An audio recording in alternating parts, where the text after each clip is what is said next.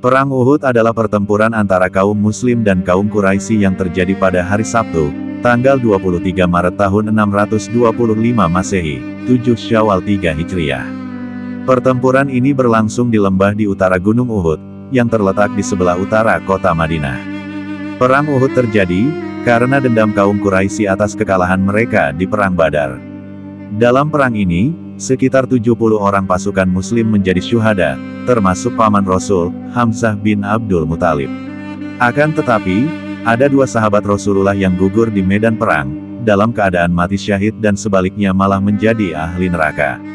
Tonton videonya sampai akhir, jangan lupa tekan tombol subscribe dan like, yang subscribe semoga mendapatkan rejeki yang barokah.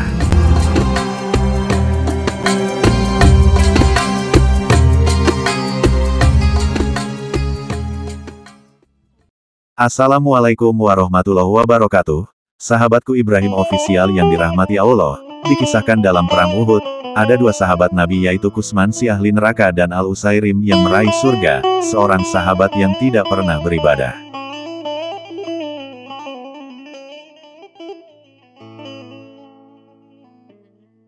Dalam pertempuran perang Uhud, pasukan muslimin berjumlah sekitar 700 orang. Dan Rasulullah memimpin langsung mereka. Sementara itu, kaum musyrikin yang bertolak dari Makkah mencapai 3.000 orang. Kalah, jumlah tak berarti surutnya semangat jihad. Bahkan, tekad para sahabat Nabi, semakin kuat untuk melawan musuh-musuh Allah. Mati syahid menjadi sebuah kerinduan, melindungi Rasul menjadi sebuah dorongan hati yang kuat. Pada perang Uhud, terdapat salah seorang sahabat Rasulullah yang ikut dalam perang, namun dikatakan Rasulullah merupakan ahli neraka. Julukan tersebut, ahli neraka, diberikan Rasulullah tentunya bukan tanpa sebab. Dikisahkan dari Tafakur Fidin jika dalam perang Uhud, terdapat seorang munafik yang ikut bergabung dalam pasukan. Seseorang tersebut bernama Kusman. Pada awalnya ia tidak mau bergabung dengan pasukan muslim. Hal itu karena ia merasa sakit hati dengan perkataan Rasulullah yang menyebutnya ahli neraka. Karenanya ia tetap berada di rumahnya saat kaum muslim pergi berperang. Namun keesokan harinya setelah keberangkatan pasukan muslim, beberapa perempuan Bani Zafar mendatangi dan mencela serta mengancamnya. "Hai Kusman, orang lain pergi untuk berperang, sedangkan engkau diam saja di rumah. Apakah engkau tidak malu? Mestinya engkau merasa malu karena berdiam diri saja di rumah seperti perempuan."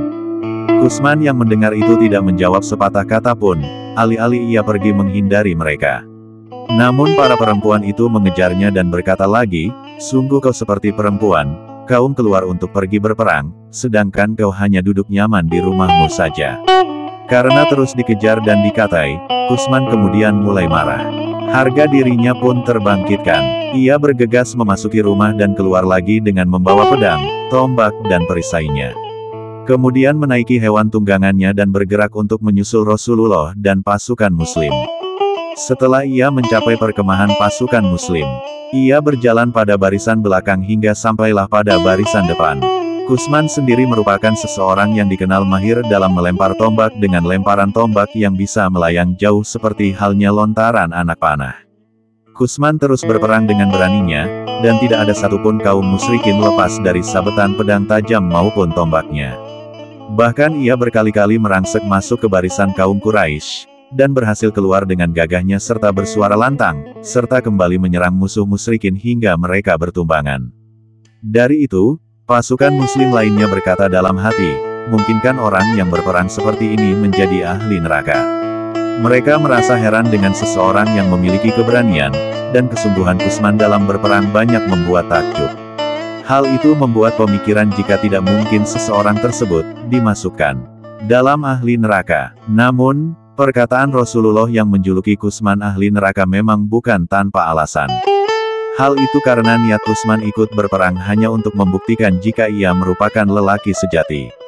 Keberaniannya hanya untuk membuktikan perkataan para perempuan yang mengejeknya saat berada di rumah. Namun ketika bertemu dengan kaum Quraisy, seorang kaum petinggi berkata pada Kusman, "Kusman engkau akan mati syahid." Akan tetapi, Kusman justru menjawab dengan lantang, dan mengatakan niatnya ikut berperang. "Demi Allah aku berperang bukan untuk agama, melainkan ingin membuktikan bahwa aku adalah seorang lelaki sejati."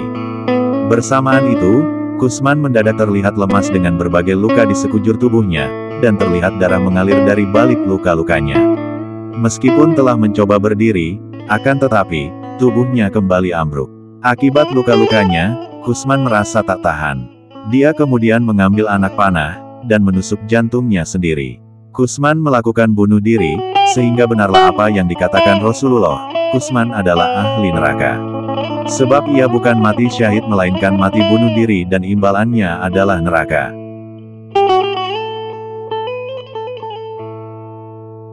Ada salah seorang sahabat Nabi yang sudah dijanjikan surga, padahal dirinya belum pernah menunaikan sholat 1 rakaat pun semasa hidupnya. Dia adalah Amir bin Sabit bin Waqsi, yang merupakan seorang lelaki yang hidup di zaman Rasulullah alaihi wasallam. Mengutip kisah yang diterjemahkan Syekh Safiyur Rahman Al-Mubarakfuri dalam Sirah Nabawiyah, pria yang juga kerap disapa Al-Utsairim ini sebelumnya telah berkali-kali diajak untuk memeluk agama Islam, tetapi saat itu tetap bersikukuh menolak tawaran tersebut. Hingga akhirnya, suatu ketika Utsairim datang bersama sahabatnya kepada Rasulullah. Kala itu, Rasulullah bersama pasukannya tengah berada di Uhud untuk mempersiapkan perang. Ia pun bertanya, "Di manakah Sa'ad bin Mu'az?" Mereka menjawab, "Di Uhud." Ia bertanya lagi, "Di manakah anak-anak saudaranya?" Mereka menjawab, "Di Uhud."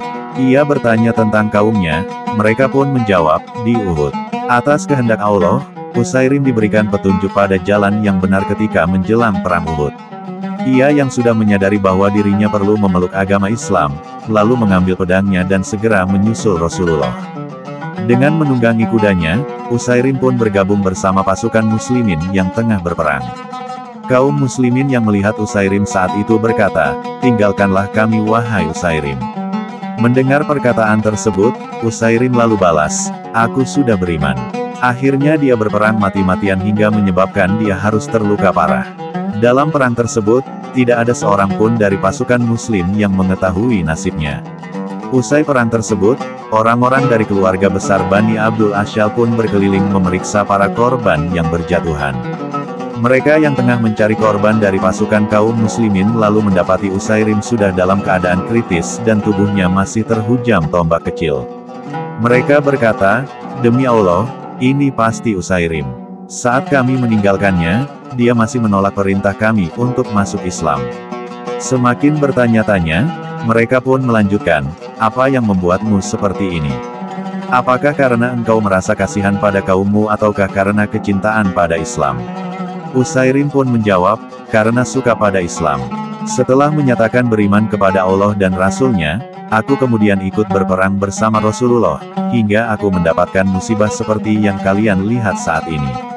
Tidak lama kemudian, Utsairim pun mengembuskan napas terakhirnya. Keluarga besar Bani Abdul Ashal lalu menceritakan kejadian tersebut pada Rasulullah, dan Rasul bersabda, "Ia termasuk penghuni surga." Abu Hurairah mengatakan, tetapi ia sama sekali belum pernah sholat sampai akhirnya mati syahid. Jika ada orang yang tidak mengenalnya, maka mereka pasti bertanya tentangnya.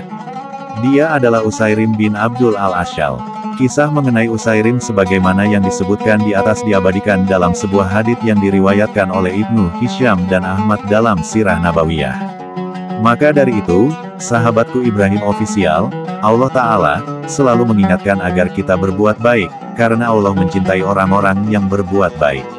Allah berfirman dalam surat Al-Baqarah ayat 195, "Dan berbuat baiklah, sungguh Allah mencintai orang-orang yang berbuat baik." Selain itu, Allah juga berfirman dalam surat Al-An'am ayat 160, "Barang siapa membawa amal yang baik, maka baginya pahala 10 kali lipat amalnya." Sahabatku Ibrahim Official, berbuat baik kepada sesama adalah salah satu cara untuk mengingat nikmat pemberian Allah. Kebaikan sekecil apapun, seperti tersenyum, membantu sesama, atau menjaga ucapan, semua itu bernilai pahala di sisi Allah. Assalamualaikum, semoga video ini bermanfaat untuk kita semua.